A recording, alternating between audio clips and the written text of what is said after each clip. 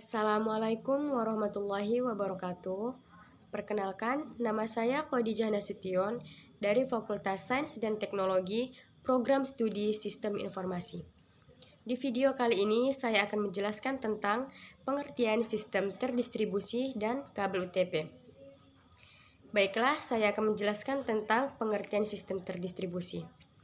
Sistem terdistribusi terbagi menjadi dua kata, yaitu sistem dan terdistribusi. Sistem terdistribusi merupakan sekumpulan elemen-elemen yang saling berhubungan satu dengan yang lainnya dan membentuk satu kesatuan untuk menyelesaikan satu tujuan yang spesifik atau menjalankan seperangkat fungsi. Adapun terdistribusi berasal dari kata distribusi yang merupakan lawan kata sentralisasi yang artinya penyebaran, sirkuit penyerahan, pembagian menjadi bagian-bagian kecil. Berawal dari pengertian kata-kata pembentuknya, sistem terdistribusi dapat didefinisikan sebagai suatu kesatuan dari elemen-elemen yang saling berinteraksi secara sistematis dan teratur untuk mendistribusikan data. Sistem terdistribusi adalah sekumpulan prosesor yang tidak saling berbagi memori atau clock dan terhubung melalui jaringan komunikasi yang bervariasi, yaitu melalui local area network ataupun melalui wide area network, dan dilengkapi dengan sistem software terdistribusi untuk membentuk fasilitas komputer terintegrasi. Ada beberapa contoh umum yang merupakan aplikasi dari sistem terdistribusi. Di antaranya adalah yang pertama internet. Internet merupakan global jaringan terkoneksi komputer yang berkomunikasi melalui IP atau Internet Protocol. Yang kedua, intranet. Intranet merupakan jaringan teradministrasi terpisah dengan batasan pada kebijakan keamanan lokal. Yang ketiga, mobile dan komputasi. Di berbagai tempat, laptop, PDA, mobile phone, printer, peralatan rumah, dan lain-lain. Yang keempat, World Wide Web atau WWW, sistem untuk publikasi dan akses sumber daya dan layanan melalui internet. Sejarah sistem terdistribusi. Sistem komputasi sebelum tahun 1970, pada saat ini kebanyakan sistem komputasi merupakan komputer yang besar dan terpusat. Beberapa aplikasi menggunakan jaringan komputer yang sederhana ke sistem pusat dan proses dilakukan oleh satu buah komputer yang besar atau yang dikenal mainframe. Setelah tahun 1970, berkembanglah komputer mini dan dilanjutkan sampai dengan komputer mikro.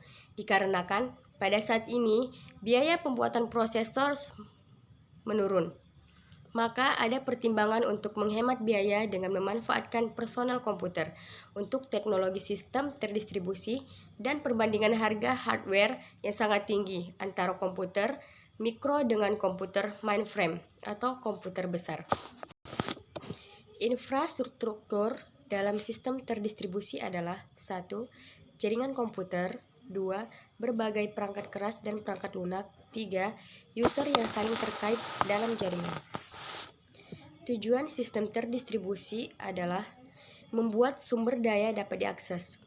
Tujuan utama sistem terdistribusi yaitu untuk memudahkan pengguna dalam mengakses sumber daya jarak jauh secara bersama-sama dengan terkontrol dan efisien.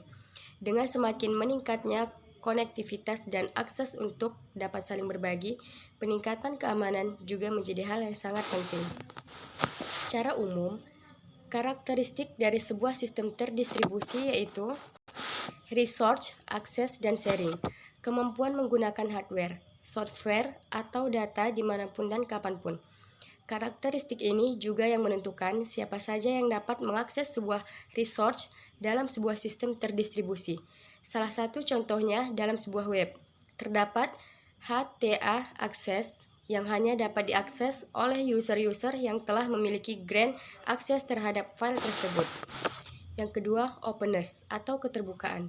Sebuah keterbukaan dalam sistem terdistribusi memiliki pengertian kemampuan sebuah sistem dalam mengembangkan fleksibilitas terhadap peningkatan kinerja sebuah sistem, seperti penambahan modul baru dan ketersediaan extension atau plugin yang dapat terkoneksi dengan sistem lain.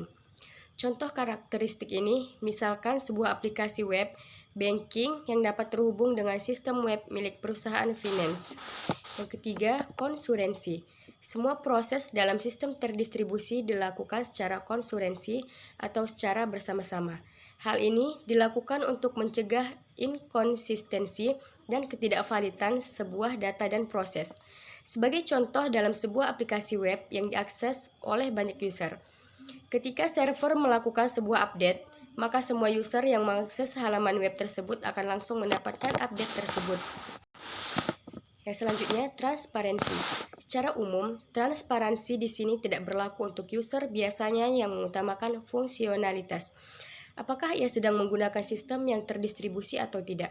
Namun, secara khusus bagi seorang pengelola, baik itu developer atau administrator, sistem sangat perlu untuk mengetahui arsitektur dari sistem yang sedang digunakan, karena untuk mempermudah bagi mereka dalam mengembangkan dan memelihara sistem tersebut.